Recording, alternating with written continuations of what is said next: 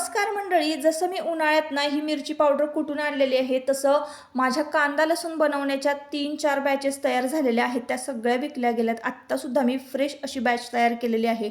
ज्यांना कोणाला कांदा लसूण मसाला हवा असेल त्यांनी स्क्रीनवर नंबर दिलेला आहे, नक्की कॉन्टॅक्ट करा.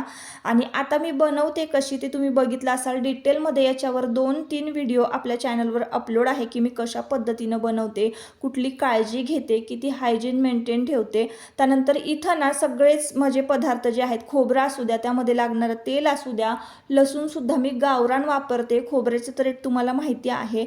आणि बनवण्याची पद्धत बघा, कुठलंही केमिकल नाही यामध्ये, नॅचरल असा कलर आलेला आहे. तुम्ही फक्त हा माझा कांदा लसूण मसाला वापरला आणि इतर कुठलेही मसाले यामध्ये म्हणजे कालवणामध्ये नाही घातले तरीसुद्धा गावरान अशी चव तुमच्या कालवणाला येणार आहे. ज्यांना ज्यांना आहे ना कांदा लसूण मसाला बुक करायचा आहे त्यांनी लवकरात लवकर बुक करा, कारण आता स्टॉक म्हणजे मिरची पावडर खूप कमी राहिलेली आहे. त्यामुळे पुढचा स्टॉक निघेल की नाही माहिती नाही. म्हणून ज्यांना ज्यांना पाहिजे असेल त्यांनी लवकरात लवकर कॉन्टॅक्ट करायचा आहे.